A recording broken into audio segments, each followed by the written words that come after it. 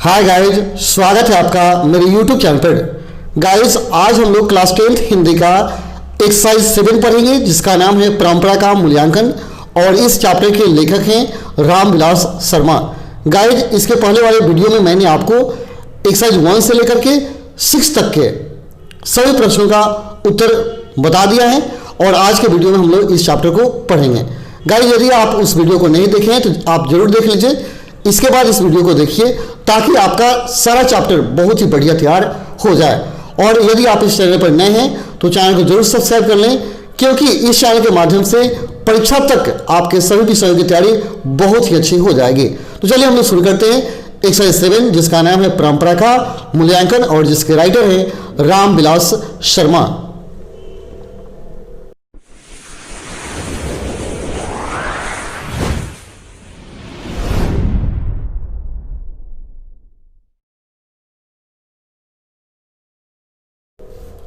सबसे पहला क्वेश्चन है, परंपरा का मूल्यांकन किनकी कृति है?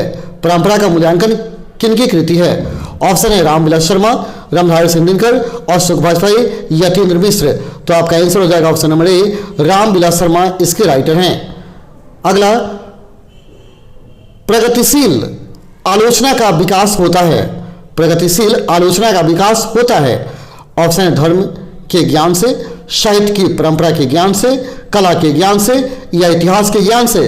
तो आपका आंसर होगा ऑप्शन नंबर बी, साहित्य की परंपरा के ज्ञान से हमेशा प्रगतिशील आलोचना का विकास होता है। ऑप्शन बी आपका सही है। अगला, परंपरा का मूल्यांकन पाठ के रचनाकार कौन है?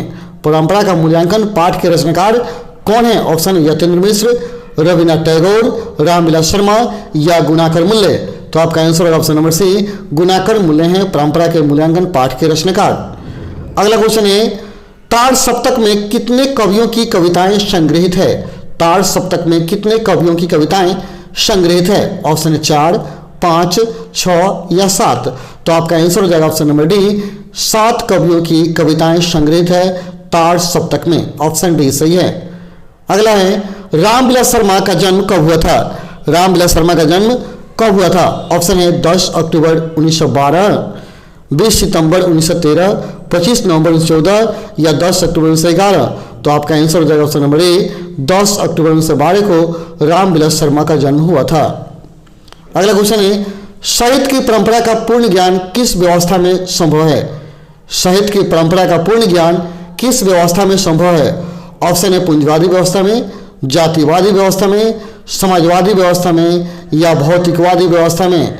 तो आप याद रखें कि साहित्य की परंपरा का पूर्ण ज्ञान हमेशा समाजवादी व्यवस्था में ही संभव है। तो आपका ऑप्शन सी संभव है, आंसर सही है, ऑप्शन सी सही है। अगला है, रामविलास शर्मा ने बीए कब किए? रामविलास शर्मा ने बीए कब पास किए? ऑप्शन 1932, 1934, 1933 या 1931। तो आपका आंसर हो जाएगा ऑप्शन नंबर ए, 1932 में रामविलास शर्मा ने बीए पास किए थे। तो 1932 आपका आंसर होगा, ऑप्शन नंबर ए सही है। अगला, साहित्य सापेक्ष रूप में क्या होता है? साहित्य सापेक्ष रूप में क्या होता है? ऑप्शन है पराधीन, जड़, परतंत्र या स्वाधीन। तो आपका आंसर हो जाएगा ऑप्शन नंबर डी, स्वाधीन होता है। साहित्य सापेक्ष रूप में स्वाधीन होता है। ऑप्शन डी आपका सही है। अगला, वायरन किस भाषा के कवि हैं? वायरन किस भाषा के कवि हैं? ऑप्शन है हिंदी, संस्कृत, अंग्रेजी या फ्रेंच। तो आपका आंसर होगा कि वायरन अंग्रेजी भाषा के कवि हैं। ऑप्शन सी आपका सही है। अगला, साहित्य में विकास प्रक्रिया किस तरह संपन्न होती है? साहित्य में विकास प्रक्रिया किस तरह संपन्न होती है? ऑप्शन है समाज की तरह, जंगल की तरह, शहर की तरह या परिवार की तरह। तो याद रहे, साहित्य में विकास की जो प्रक्रिया है वह समाज की तरह धीरे धीरे विकसित होती है। ऑप्शन ए आपका सही है। अगला, निराला की साहित्य साधना किनकी कृति है? निराला की साहित्य साधना किनकी कृति है? ऑप्शन है दूधनाथ सेन की, रघुवीर सहाय की, रामविलास शर्मा की या मुक्तिबोध की। तो आपका आंसर होगा रामविलास शर्मा की कृति है निराला की साहित्य साधना। अगला क्वेश्चन है, परंपरा का मूल्यांकन किस विद्या की रचना है? परंपरा का मूल्यांकन किस विद्या की रचना है? ऑप्शन है कहानी, निबंध, संस्मरण या लघु कथा। तो आपका आंसर होगा कि परंपरा का जो मूल्यांकन है यह एक प्रकार का निबंध है। ऑप्शन बी आपका सही है। अगला, निराला की साहित्य साधना कितने खंडों में रचित है? निराला की साहित्य साधना कितने खंडों में रचित है? ऑप्शन 2 खंड में, 3 खंड में, 4 खंड में या 5 खंड में? तो आपका आंसर ऑप्शन नंबर बी, यह 3 खंडों में रचित है निराला की साहित्य साधना। अगला क्वेश्चन है, रामविलास शर्मा किस संस्थान के निर्देशक बने थे? रामविलास शर्मा किस संस्थान के निर्देशक बने थे? ऑप्शन ए KM हिंदी संस्थान, JM हिंदी संस्थान, हिंदी साहित्य अकादमी या राष्ट्रभाषा? तो आपका आंसर होगा ऑप्शन ए KM हिंदी संस्थान के वे निर्देशक बने थे रामविलास शर्मा। ऑप्शन ए सही है। अगला, प्रेमचंद्र और उनका युग किनकी रचना है? प्रेमचंद्र और उनका युग किनकी रचना है? ऑप्शन है प्रेमचंद्र की, डॉक्टर मुरली मनोहर जोशी की, दिनकर की या रामविलास शर्मा की? तो आपका आंसर ऑप्शन नंबर डी, यह रामविलास शर्मा की रचना है। ऑप्शन डी आपका सही है। अगला, एथेंस किस महादेश में है? एथेंस किस महादेश में है? यहाँ एथेंस है, किस महादेश में? ऑप्शन है यूरोप, एशिया, अमेरिका या ऑस्ट्रेलिया? तो याद रहे एथेंस जो है यूरोप में है, एथेंस यूरोप में है। ऑप्शन ए आपका सही है। ठीक है। अगला है, लैटिन कवि कौन है? लैटिन कवि निम्नलिखित में कौन है? ऑप्शन है वर्जिल, वायरन, शेक्सपियर या रेनर मारिया रिल्के? तो याद रहे वर्जिल जो है यही लैटिन कवि हैं। ऑप्शन ए आपका सही है। अगला क्वेश्चन है, अज्ञे ने तार सप्तक कब संपादित किया था? अज्ञे ने तार सप्तक कब संपादित किया था? ऑप्शन 1941 में, 1943 में, 1945 में या 1947 में? तो आपका आंसर हो जाएगा ऑप्शन नंबर बी, 1943 में अज्ञे जी ने तार सप्तक का संपादन किया था। तो आपका ऑप्शन नंबर बी सही है, 1943 जो तार सप्तक का संपादित ईस्वी है। अगला है, रामविलास शर्मा ने BA किस विश्वविद्यालय से किए थे? रामविलास शर्मा ने BA किस विश्वविद्यालय से किए थे? ऑप्शन है दिल्ली विश्वविद्यालय से, लखनऊ विश्वविद्यालय से, प्रयाग विश्वविद्यालय से या पटना विश्वविद्यालय से? तो आपका answer option number B, Ramvilas Sharma Lucknow विश्वविद्यालय से BA की पढ़ाई पूर्ण किए थे। अगला है, रामविलास शर्मा ने लखनऊ विश्वविद्यालय के किस भाग में अध्यापन कार्य किया था? रामविलास शर्मा ने लखनऊ विश्वविद्यालय के किस भाग में अध्यापन कार्य किया था? ऑप्शन है संस्कृत, हिंदी, इतिहास या अंग्रेजी? तो आपका आंसर ऑप्शन नंबर डी, वे अंग्रेजी में अध्यापन कार्य किए थे लखनऊ विश्वविद्यालय में। ऑप्शन डी सही है। अगला, निराला की साहित्य साधना के रचनाकार कौन है? निराला की साहित्य साधना के रचनाकार कौन है? ऑप्शन रामधारी सिंह दिनकर, शिव पूजन सहाय, अशोक वाजपेयी या रामविलास शर्मा? तो याद रहे निराला की साहित्य साधना जो है रामविलास शर्मा की रचना है। ऑप्शन डी आपका सही है। अगला, जिन लोगों के लिए साहित्य की परंपरा का ज्ञान सबसे आवश्यक है, किन लोगों के लिए साहित्य की परंपरा का ज्ञान सबसे आवश्यक है?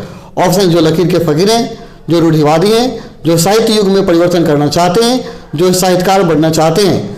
तो गाइस इस क्वेश्चन का आंसर हम आपको नहीं बताएंगे, आप इस प्रश्न का उत्तर कमेंट बॉक्स में दीजिए। मैं आपका नाम चैनल के माध्यम से बताऊंगा कि कौन से व्यक्ति इस प्रश्न का उत्तर सही दिए हैं। तो आप वीडियो को ध्यान से देखें और इस प्रश्न का उत्तर कमेंट बॉक्स में जरूर दें। कल मैं इस प्रश्न का उत्तर आपका देखूंगा और आपको बताऊंगा। तो चलिए दूसरा प्रश्न हम देख लेते हैं, इसका उत्तर आप कल कमेंट बॉक्स में देंगे जरूर। अगला क्वेश्चन है, साहित्य सापेक्ष रूप में होता है? साहित्य सापेक्ष रूप में होता है। ऑप्शन है पराधीन, स्वाधीन, कालाधीन या राज्याधीन? तो आपका आंसर ऑप्शन नंबर सी होगा, साहित्य सापेक्ष रूप में स्वाधीन होता है। यह दोबारा क्वेश्चन लिखा गया है। अगला, साहित्य के निर्माण में किनकी भूमिका निर्णायक है? किनकी भूमिका निर्णायक है? ऑप्शन है प्रतिभाशाली मनुष्यों की, भाग्यवादी मनुष्यों की, परिश्रमी मनुष्यों की या पूंजीपति मनुष्यों की? तो आपका आंसर ऑप्शन नंबर ए, प्रतिभाशाली मनुष्यों की साहित्य के निर्माण में भूमिका है। ऑप्शन ए आपका सही है। अगला, अविच्छिन्न का शाब्दिक अर्थ क्या है?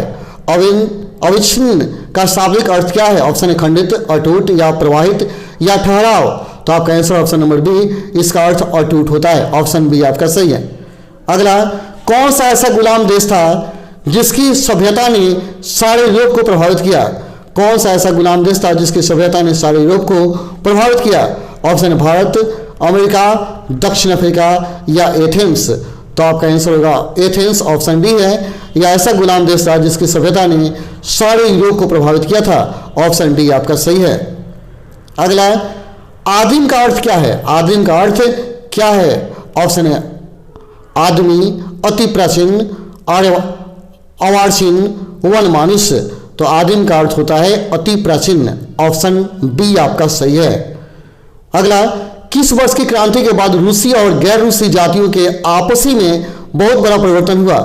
किस वर्ष की क्रांति के बाद रूसी और गैर रूसी जातियों के बीच बहुत परिवर्तन हुआ? ऑप्शन 1915 की क्रांति, 1916 की क्रांति, 1917 की क्रांति या 1918 की क्रांति। तो आपका आंसर होगा ऑप्शन सी 1917 की क्रांति, ऑप्शन सी आपका सही है। अगला, सभ्यता का हर स्तर क्या नहीं होता? सभ्यता का हर स्तर क्या नहीं होता? ऑप्शन है धर्म युद्ध, कर्म युद्ध, वर्ग युद्ध या द्वंद्व युद्ध, द्वंद्व युद्ध। तो आपका आंसर होगा वर्ग युद्ध नहीं होता, सभ्यता का हर स्तर वर्ग युद्ध नहीं होता, ऑप्शन सी आपका सही है। अगला, शर्मा जी ने पुरस्कार की राशि किसे दान स्वरूप दिया था? शर्मा जी ने पुरस्कार की राशि किसे दान स्वरूप दे दिया था?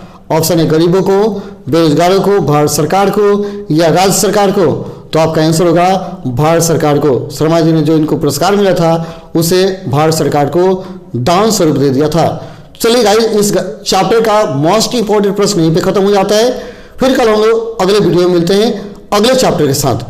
तब तक के लिए धन्यवाद। जय हिंद, जय भारत।